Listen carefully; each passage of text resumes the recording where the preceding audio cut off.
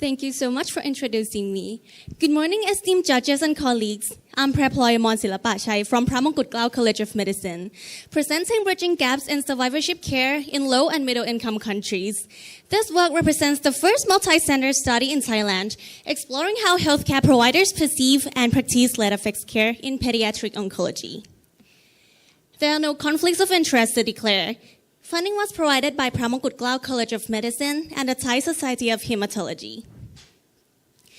Over the past few decades, childhood cancer survival has improved remarkably in the United States, worldwide, and here in Thailand.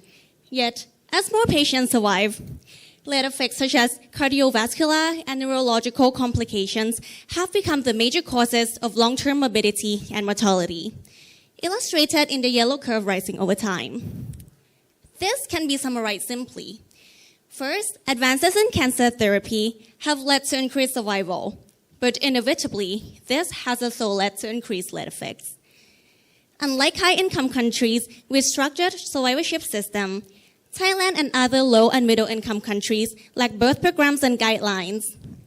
Understanding healthcare providers' perspectives is the essential first step toward creating a practical, context-based solutions beyond written guidelines.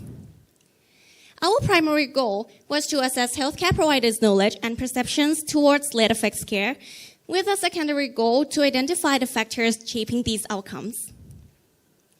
We developed the DALIT survey, Doctor Assessment in Lead Effect Treatment. This is the first survey in Thailand exploring the physician's perceptions in lead effects care, using Children Oncology Group long-term follow-up guidelines, along with expert consensus. It covered three main domains: knowledge, experiences and accessibility, and system-level barriers.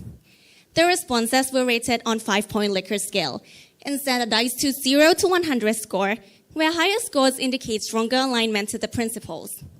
The instrument showed a good reliability with a Cronbach's of alpha of 0.8.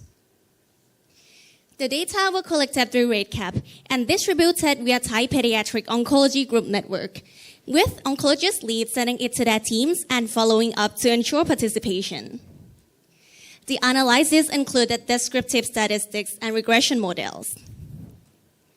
We received 114 responses from 37 pediatric oncology centers nationwide, 43% response rate.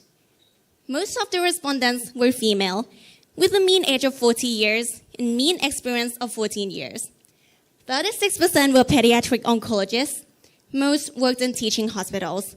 However, only 3 hospitals, or about 8% of the centers, had dedicated lead effects clinic. We assessed the physician's alignment to Children Oncology Group long-term follow-up guideline, meaning how closely their responses matched the established survivorship principles, scored from 0 to 100. We analyzed multiple factors such as age, expertise, institutional resources, using univariate and multivariate regression. None were significant, except for prior lead effect training. Those with training scored 74%, comparing to 67% in those without. This slide shows the physician's experience and access to lead effects care, analyzed by expertise, hospital types, and prior training. Pediatric oncologists reported higher confidence, better multidisciplinary team consultation. They also reported better intra-department collaboration. Those working in teaching hospitals scored higher across all domains, with significant differences in multidisciplinary team consultation and interdepartmental collaboration.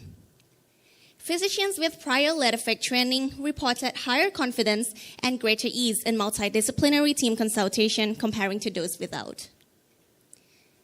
Our main barriers included lack of one-stop service, time constraints, absence of national guideline, and limited providers' knowledge. Our findings show that, despite the improved pediatric cancer survival, survivorship care remains under-recognized and unstructured. Training in lead effect care is essential to strengthen the provider's knowledge and confidence. In low and middle income countries, we propose oncology-led model supported by multidisciplinary collaboration, ideally initiated in teaching hospitals before national expansion. However, several barriers still remain, which need further exploration. This study is limited by its self-reported data, cross-sectional design, and overrepresentation of pediatric oncologists. To fill this gap, we propose two-level model of care. The clinical level focuses on early survival identification, risk stratification, multidisciplinary follow-up clinic with individualized care plan. The policy level builds sustainability through the national guidelines, training programs, and funding under national registry. This framework lays the foundation for a structured, equitable survivorship system in Thailand. Although Phramongkutklao Hospital is among the few centers in Thailand with later-fixed clinic, it remains unstructured. To fill this gap, we launched a quality improvement project to create a locally adapted pilot clinic in collaboration with Institute for Healthcare Improvement and St. Jude Global from the United States. This pilot will translate the model into practice and serve as an example for expansion to other countries with similar resources. Lastly, I would like to express my deepest gratitude to my mentor, Dr. Shalini and Dr. Nawashai, for their constant guidance and inspiration. Sincere thanks to Thai Pediatric Oncology Group collaborators nationwide, SIOP 2025 and St. Jude Global for their support. Above all, I would like to thank the patients and the family whose strength gives true meaning to this work. I'd like to end with a saying from the hospital that first inspired me to pursue pediatric oncology. No child should die in the dawn of life. It reminds us our goal is not only to cure, but to care, to make sure every survivor's story continues. Thank you, and I'm happy to take any questions. What a truly insightful presentation. For the judges, do you have any comments or any questions?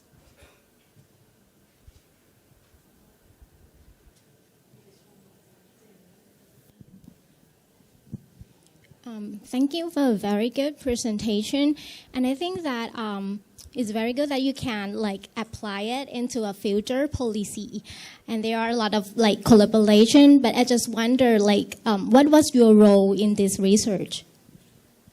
Thank you so much for the question. And I was super fortunate that I have several roles in this project. First, I helped the team develop the DALET survey by using the extensive literature review along with the expert consensus. I also conducted the pilot testing with 10 pediatric oncologists to ensure reliability. After that, I was the research coordinator contacting with the pediatric leads via the Thai Pediatric Oncologist Network along the country. And I cleaned the data, and I also conducted the analytic plan. And lastly, I was also the lead of manuscript editing.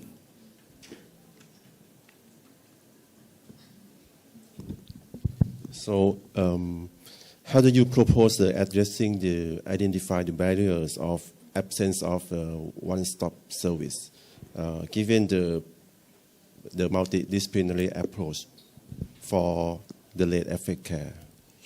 Thank you. This is actually a question that we have been thinking.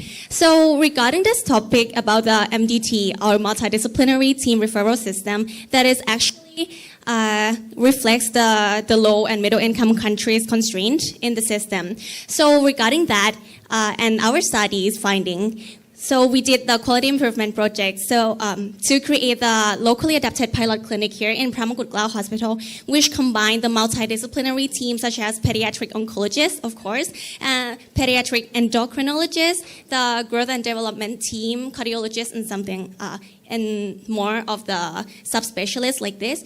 So we create the pilot clinic to build a pilot system first to try in our teaching hospital because the teaching hospital is equipped with more equipments to detect cardiovascular neurotoxicology, something like that, here in Preaploy Hospital. So we make sure that our study reflects the broader LMIC, the low and middle income countries' constraints, and will set as an example to use in hopefully in other hospitals and other countries in nearby.